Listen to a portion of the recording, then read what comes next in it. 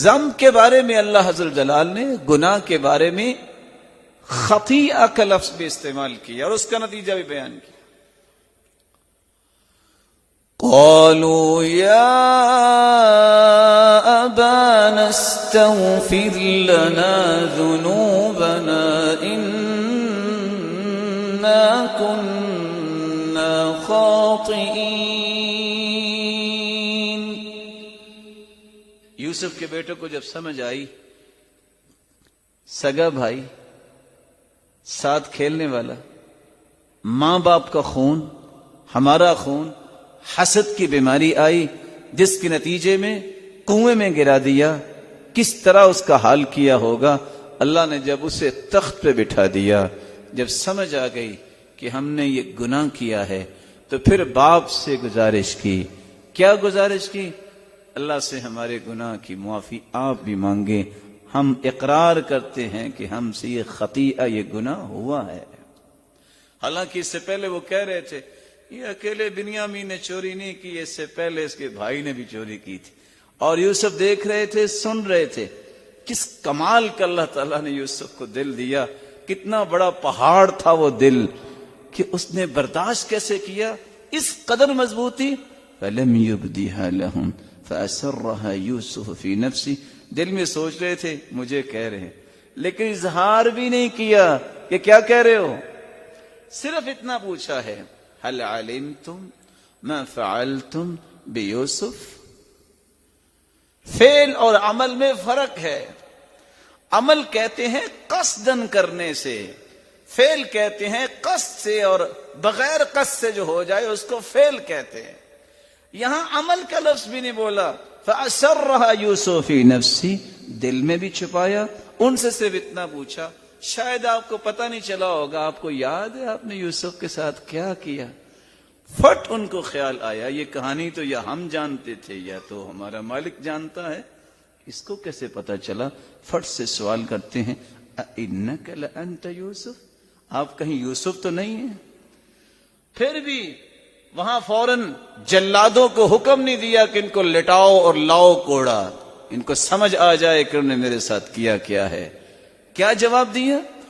قال انا يوسف وهذا اخي قد من الله علينا انه من يتق ويصبر فان الله لا يضيع اجر المحسنين.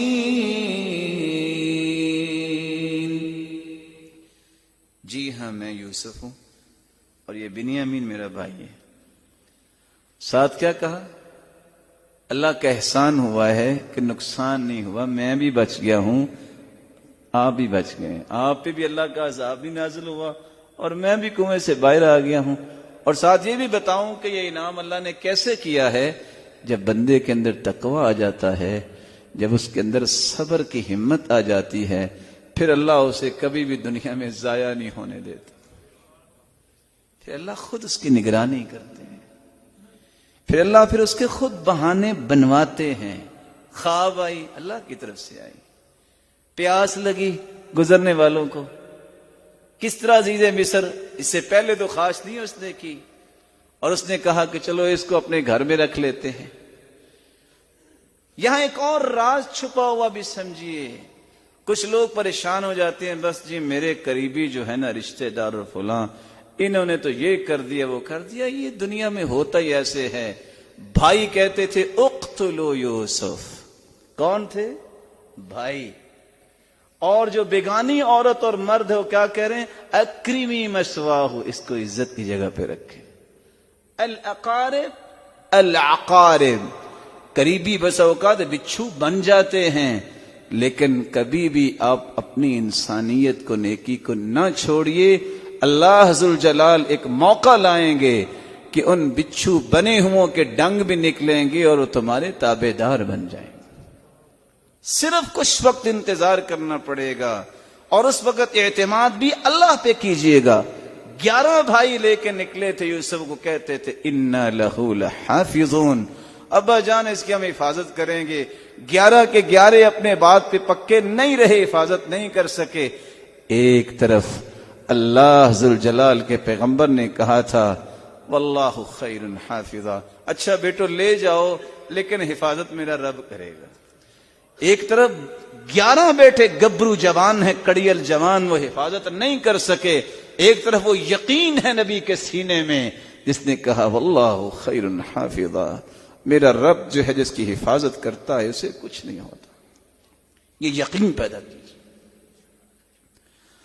اللہ نے اس گناہ کے لیے سیئہ کا لفظ بھی استعمال کیا۔ وَأَقِمِ الصَّلَاةَ طَرَفَيِ النَّهَارِ وَزُلَفًا مِّنَ اللَّيْلِ إِنَّ الْحَسَنَاتِ يُذْهِبْنَ السَّيِّئَاتِ ذَلِكَ ذِكْرَى لِلذَّاكِرِينَ وَأَقِمِ الصَّلَاةَ طَرَفَيِ النَّهَارِ وَزُلَفًا مِّنَ اللَّيْلِ، صبح اور شام نماز کو قائم کرو۔ ہوگا کیا؟ وہ گناہ جو تم کر چکے ہو، ان الحسنات، یہ نماز دنیا جہان کی توحید کے بعد سب سے بڑی نیکی ہے۔ جو بندہ نماز کا پابند ہے نا، اللہ تعالیٰ اسے گرنے نہیں دیتے۔ نماز ہر اس پریشانی کا علاج ہے جس کا حل انسانی ہاتھوں میں نہیں ہے، جس کا حل انسانی ہاتھوں میں نہیں ہے، وہ حل اللہ نے نماز میں رکھ دیا ہے۔ میں نے بولا کیا کہا ہے؟ اب سورج گرہن ہو، چاند گرہن ہو، انسانی ہاتھوں میں کوئی حل ہے اس کا؟ فَافْزَعُوا إِلَى الصَّلَاةِ، اس کو بھی ٹھیک کرنا چاہتے ہو نا سورج اور چاند کو، تمہاری زندگی کو تہوالہ کر دیا جاتا ہے۔ جب سورج گرہن لگتا ہے اندھیرا چھا جاتا ہے، چاند ہو گرہن تو اندھیرا تو چھا جاتا ہے، کس طرح خوفناک کیفیت ہوتی ہے۔ فرمایا فَافْزَعُوا إِلَى الصَّلَاةِ، فوراً نماز کے لیے کھڑے ہو جایا کرو۔ یہ نماز ہی ایسی نعمت ہے جو ہر طریقوں کو روشنی میں بدل دیتی ہے۔ وہاں سورج گرہن بھی ختم ہو جاتا ہے، چاند گرہن بھی ختم ہو جاتا ہے۔ تو جو آسمانی آفتوں کو بھی دور کر سکتی ہے نماز، وہ دنیا کی آفتوں کو کیوں نہیں دور کر سکتی؟ ان الحسنات یذہبن السیئات ذالک ذکریٰ للذاکرین۔ لیکن یاد رکھنا یہ نصیحت ان کے لیے ہے جو نصیحت لیتا ہے۔